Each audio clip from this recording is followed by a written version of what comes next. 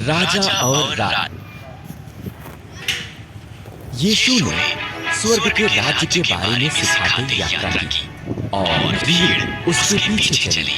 वो अभी ये नहीं जानते थे कि यीशु राजा है, पर उसने उन्हें सिखाया कि कैसे उसके राज्य के लोगों को जीवन व्यतीत करना है। यीशु ने कहा, लोग तब अच्छाई करते हैं जब उनके दिलों में अच्छाई है। लोग तब बुराई करते हैं जब बुराई उनके दिलों में है। परमेश्वर भोजन और कपड़ों जैसी वस्तुओं के बारे में चिंता मत करो। यीशु ने कहा, अपने जीवनों में पहले यीशु को रखो, उसकी आज्ञा का पालन करो, उस पर भरोसा करो। वो ये निश्चित करेगा कि जो आपको चाहिए वो आपके पास हो।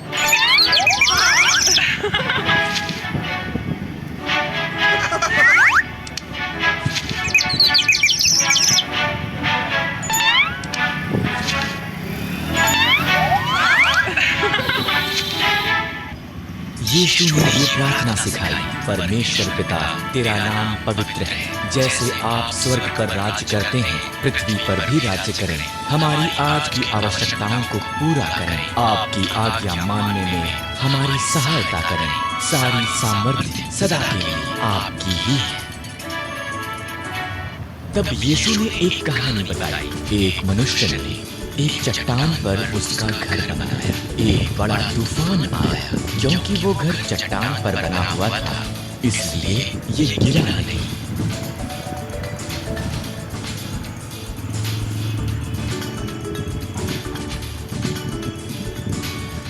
एक और मनुष्य ने अपने घर को नम्र और फिसलने वाली रेत पर बनाया। एक बड़ा तूफान आया। क्योंकि वो घर रेत पर बनाया गया था, ये एकदम से नीचे गिर गया।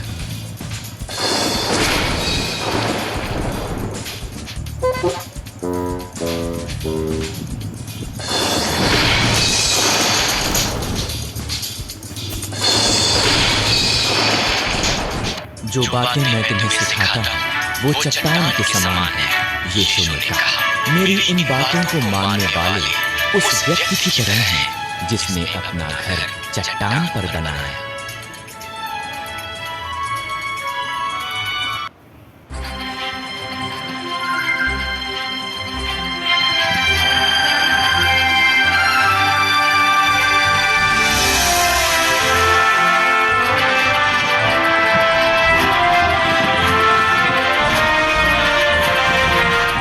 छत के द्वारा।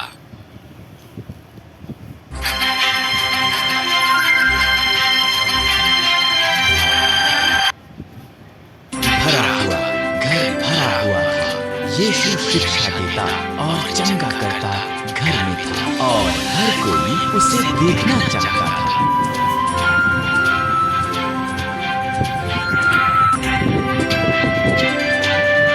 कुछ मनुष्यों का एक मित्र था जो चल नहीं सकता था। उन्होंने विश्वास किया था कि यीशु उसे चंगा कर सकता है, इसलिए वो एक घाट पर उसे लेकर आए। क्योंकि घर पूरी तरह से भरा हुआ था, वो अंदर नहीं जा सके, इसलिए वो उसके मित्र को उठाकर समतल छत पर लेकर गए और टाइलों को उखाड़ना शुरू कर दिया।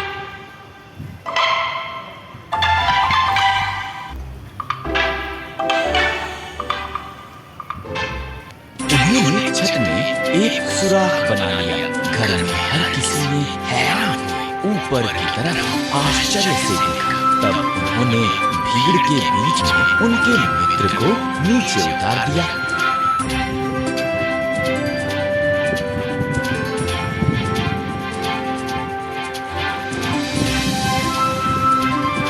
उन्होंने सोचा कि यीशु उनके मित्र को चंगा करेगा। इसकी बजाय यीशु ने उससे कहा, तेरे पाप क्षमा। धार्मिक अगुवे बहुत अप्रसन्न हुए थे। केवल परमेश्वर ही पाप को क्षमा कर सकता है, वो बुड़बुड़ाए। आसान क्या है? यीशु ने पूछा, एक मनुष्य के पापों को क्षमा करना या उसे चलने वाला बनाना? तुम्हें दिखाने के लिए परमेश्वर की मेरे पास पापों को क्षमा करने की शक्ति है। मैं उसकी टांगों को चंगा करूंगा। अपनी हाथ उठा और घर चला जा, यीशु ने मनुष्य से कहा और वो चल पड़ा। उसके मित्रों ने खुशी प्रकट की और इसी तरह प्रत्येक ने अब पूरा घर प्रशंसा के साथ भर गया था।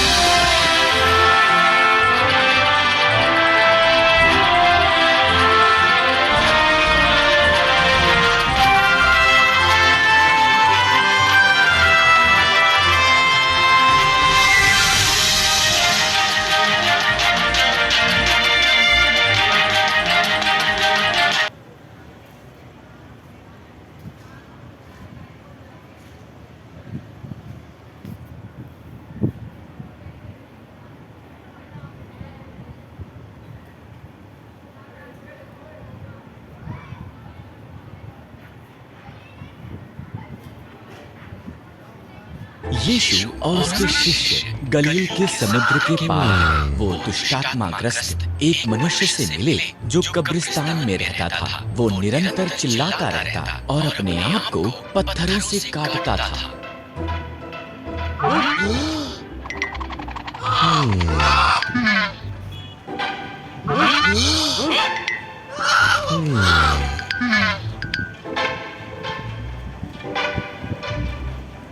यीशु ने आत्माओं को निकल जाने के लिए कहा, हमें पीड़ा ना दें यीशु। आत्माओं ने रोकर कहा, मेरा नाम सेना है। उस मनुष्य ने कहा, मुझ में बहुत सी दुष्ट आत्माएं हैं।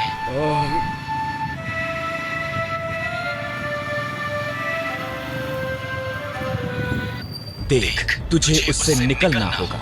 यीशु ने कहा, तेरे पास कोई चुनाव नहीं है। दुष्ट आत्माएं डर गईं। वहां पर निकट ही सुअरों का एक बड़ा झुंड था। तब हमें सुअरों में भेज दे।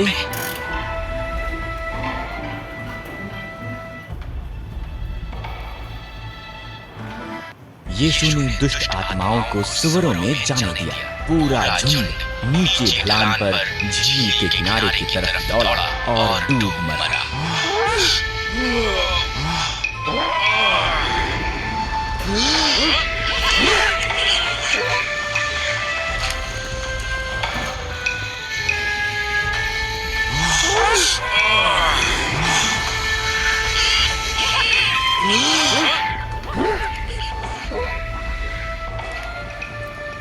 जो लोग सुअरों को चराते थे, वो जो हुआ था जाकर शहर में सबको बता दिया। शहर के लोग कब्रिस्तान पर आए। उन्होंने देखा कि यीशु ने मनुष्य को चंगा कर दिया था। घबराए हुए लोगों ने यीशु को वहां से चले जाने की विनती की। मनुष्य ने यीशु के साथ जाने के लिए पूछा। यीशु ने जवाब दिया, इधर ही प्रत्येक को बता जो मैंने किया है। मनुष्य ने ऐसा ही किया और हर कोई अचंभित हुआ।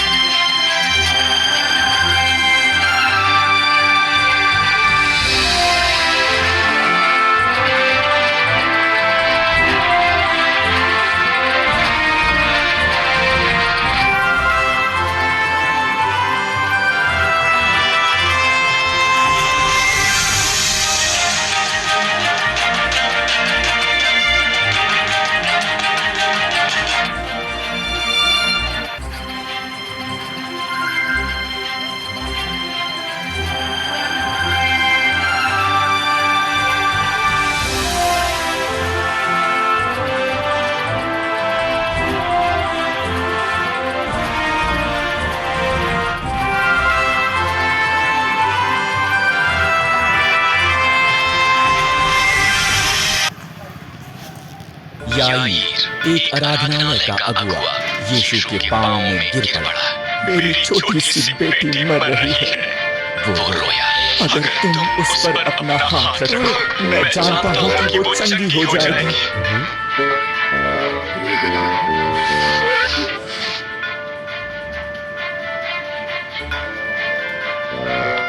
भीड़ में से रास्ता बनाते वो याईर के घर से आए कुछ मनुष्यों से मिला। तेरी बेटी तो मर चुकी है। उन्होंने कहा, मत डर, यीशु ने कहा, विश्वास कर तो तेरी लड़की चंगी हो जाएगी।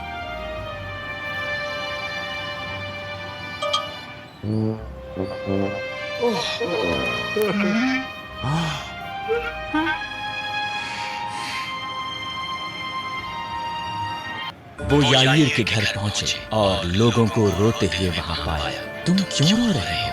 यीशु ने पूछा। लड़की मरी नहीं है, वो केवल सो रही है। लोग उस पर हंसने लगे।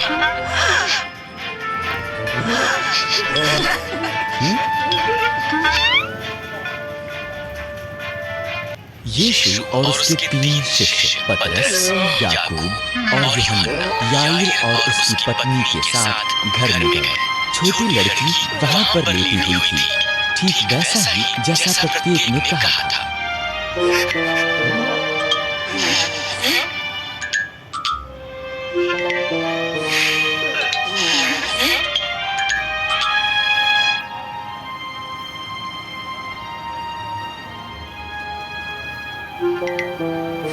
यीशु ने उसका हाथ पकड़ा।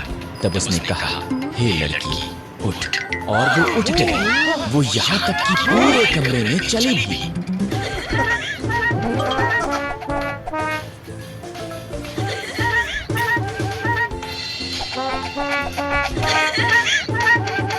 याईर और उसकी पत्नी अचंभित हुए।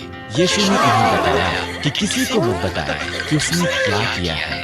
अब यीशु ने कहा, मैं सोचता हूँ कि लड़की को कुछ खाने को दिया जाना चाहिए।